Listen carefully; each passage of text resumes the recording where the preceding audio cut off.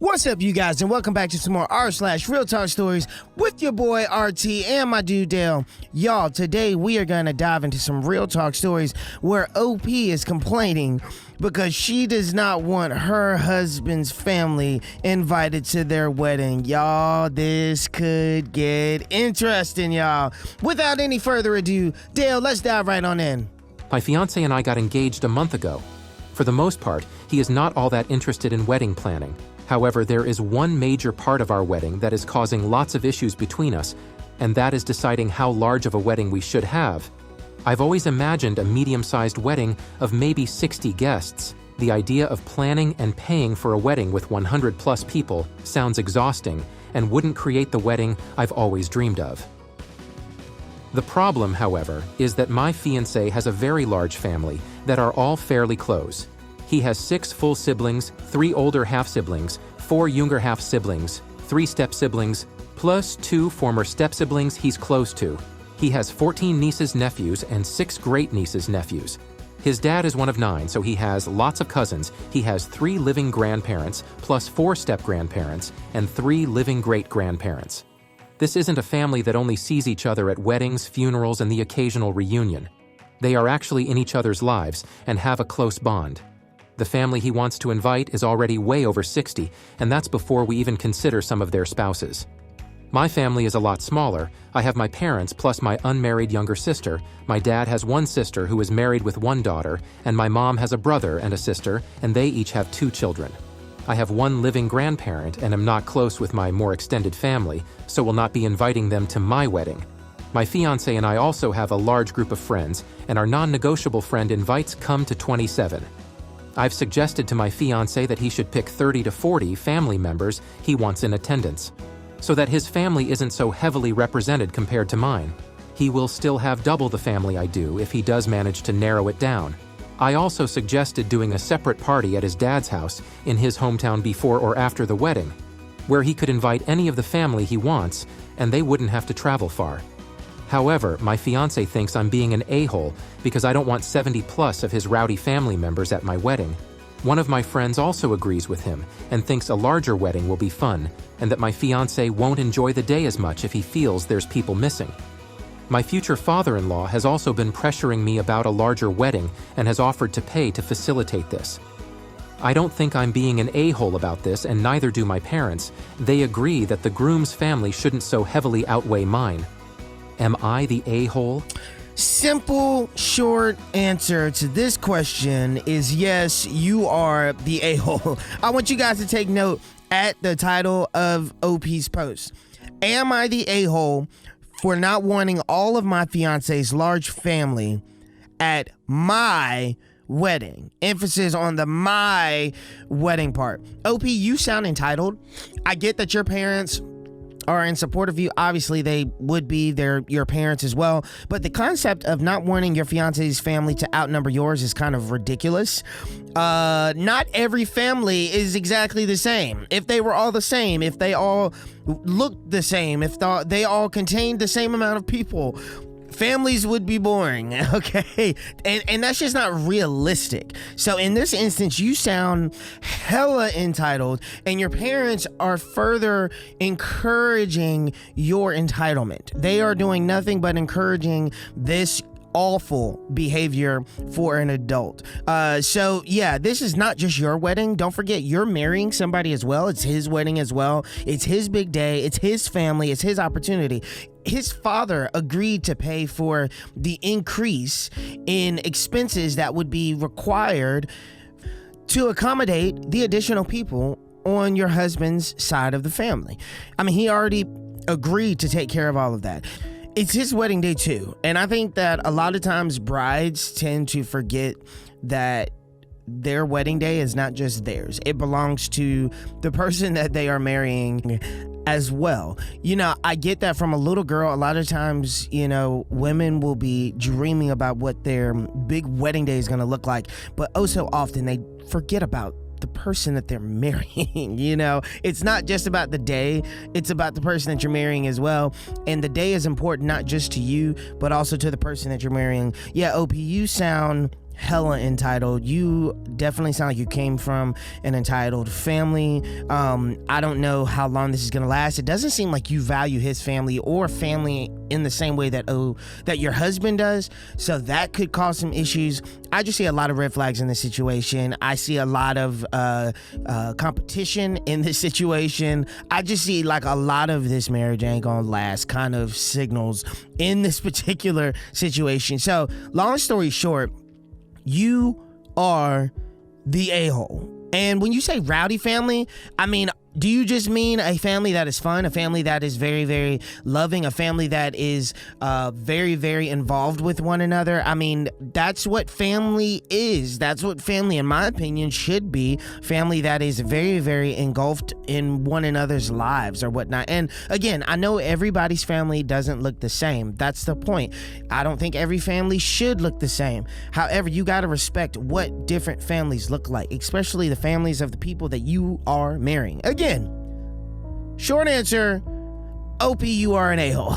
Okay, and I think all of Reddit and all of YouTube and all of everyone that would hear this story would agree that yes, you are snobby and you are the a-hole. Next story, you guys.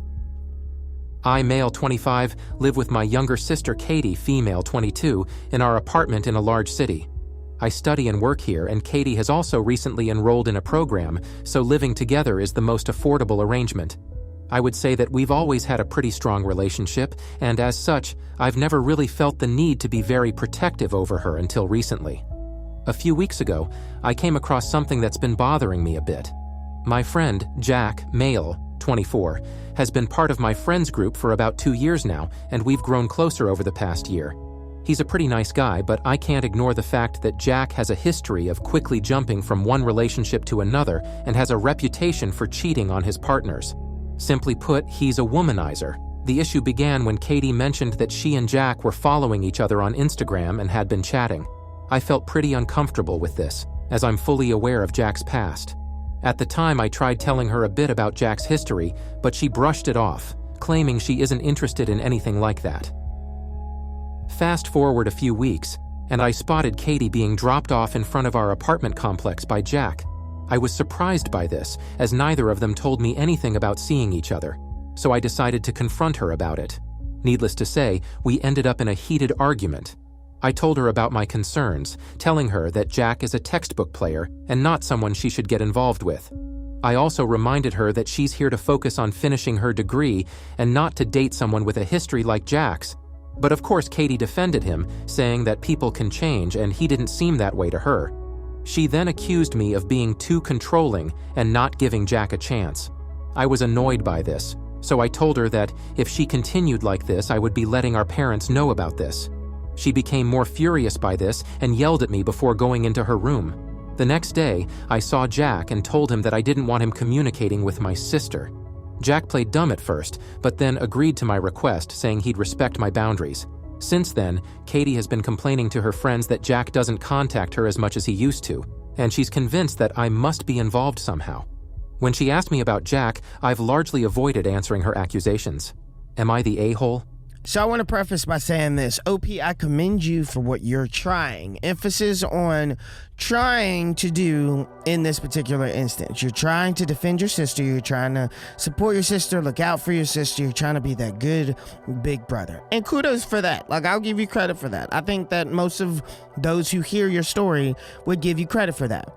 Now, where you done messed up is that I feel like you are, trying to control your sister. The fact that you were willing to narc on your sister to y'all's parents, being that you and your sister are grown adults and you were going to narc on her, that shows that, like, you're really just trying to control the situation. In my opinion, I feel like you're trying to control her. She can make her own decisions, and if she wants to turn around and screw up her situation and walk into an unhealthy relationship situation, then that's on her, totally on her. People have the will to choose to do whatever it is that they want to do. It's called free will. People can decide that they want to make awful decisions. They can decide if they want to make great decisions, but you can't be the deciding factor for anyone.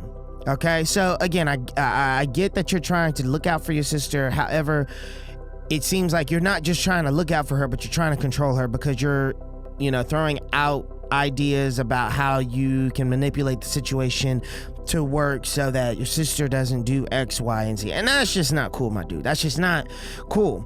Secondly, you are friends with someone who's a womanizer, someone who is a textbook player, someone who takes advantage of women. So what does that say about you, being that you are still friends with this person? It's like, okay, I'm not cool with him treating my sister like this, but he can seemingly go about treating whoever he wants, outside of my sister like crap. Any kind of woman, he can treat whoever they are like crap, with the exception of my sister. That's not cool. That's very much so a double standard in my personal opinion, and I feel like most people would agree that's a double standard. So if you wouldn't want your friend to act this way around your sister or towards your sister, why are you okay with your friend treating other women like this? Why are you okay with your friend, treating other human beings like this? If anything, you try to shut your friend down in what it is that they are doing and try to correct them, let them know hey, this is not cool. And if they don't listen, then you turn around and you just totally dip. You exit that friendship. You don't continue to lay around as an enabler to someone who is taking advantage of women and just being a total jerk and treating women like crap. That's just my personal opinion. You don't stick around. So I hate to do this, OP. However, I have no choice but to give you the label of a-hole in this particular situation. I'm not going to say you are 100%, but I'm going to give you a solid 95.5% a-hole in this particular situation, mostly because of the fact that you are okay with him treating other women like this, even though you're not okay with him treating your sister like this. You're cool with him through your actions treating other women like this, and you are just trying to overtly control your sister in this situation. And that's just not all right. So, yeah, OP, you're the a-hole, and your friend's the a-hole. That's a given. Your friend's 110% the a-hole in the situation. OP, gotta do better, dude. Let your sister live and learn. That's the best way to learn from your mistakes, is just to experience them firsthand. I'm sorry, but that's just the way that it is. So my wife and I have been together for about 7 years. I will fully admit that we are opposites on the things that we like. I love all types of sports. My wife is much more interested in science. It's never been an issue for us, as we both just kind of accept that the thing that the other person is interested in doesn't interest us, but we've made it work. Now for the issue. A couple weeks back, I was invited to a party with my friends and their significant others. My friends, like me, are very into sports, as are their significant others, so I planned on going and told my wife that I had been invited to the event where we were going to be watching this sporting event, and it had a theme and such. My wife then asked where her invitation was, and I told her that she would be miserable anyways. And like the last two parties we as a couple had been invited to, she requested to leave about halfway through because she wasn't having fun. And on top of that, was complaining to people about how people overvalue sports and how they contribute nothing to modern society. People were obviously annoyed with this. She got angry and said that even if she was going to have a bad time, it was extremely rude of my friends to not invite her. I then reminded her again of how she acted at previous parties and said something along the lines of, maybe you would be invited if you weren't complaining the entire time. Now I realize that is kind of an insensitive thing to say, but it's true. She then retorted that when I hang out with her friends, I don't contribute much to the conversation, and that her friends find it annoying that I don't speak with them on topics they enjoy. The argument basically came to a standstill there, and we've been polite but frosty about it since. Am I the a-hole here, or am I just trying to keep my wife from ruining an event I want to have fun at? So from a marriage perspective, I see where this could be an issue, okay? Females, and again, to all the ladies out there listening, I got nothing but love and respect for the ladies. I've got 7 sisters, a plethora of nieces, grandmothers galore, a lovely mom. I understand what it is that females experience when it comes to the emotional side of things, all right? Females operate out of emotion a lot of the time. It's nature. It's natural. I get it. I understand it. I've seen it. I've experienced it firsthand. So I can understand where, OP's wife would emotionally respond to the fact that she's not invited to an event that her husband's invited to. Okay? It could have been a situation where OP could have avoided this entire confrontation and this entire having to explain himself by just saying, look, my friends didn't invite you. But then again, OP's wife probably still would have continued on to be like, hey, why didn't they invite me? Do they not like me? Do they not want to hang out with me? Are they like blah, blah, this and blah, blah, that? I mean, that just probably would have opened up a whole nother can of worms. That probably would have led to the same explanation that OP ended up giving. Look, you don't like sports. I'm not huge on science. You bum out people at these sporting events. I don't contribute to those conversations that you have with your science friends and whatnot. It probably would have come back down to the same explanation. So I understand it from a marriage, emotionally responsive perspective. I get that. However, and I don't say this because I'm a guy. I say this because I understand what OP's trying to do. And maybe it is because I'm a guy that I understand it. But I feel like OP is just trying to avoid, he's thinking logically, and he's logically trying to avoid confrontation that could arise if his wife was to attend this sporting event. So he's like, okay, look, you don't like sporting events. You're not going to enjoy yourself. You never enjoy yourself. The proof's in the pudding. Just stay home. Like, don't come. Like, I understand you might want to come, but you never end up enjoying yourself, and you kind of kill the vibe. You kill the vibe. So, like, just avoid being a vibe killer by just not showing up, and avoid not enjoying your time by just not showing up at all.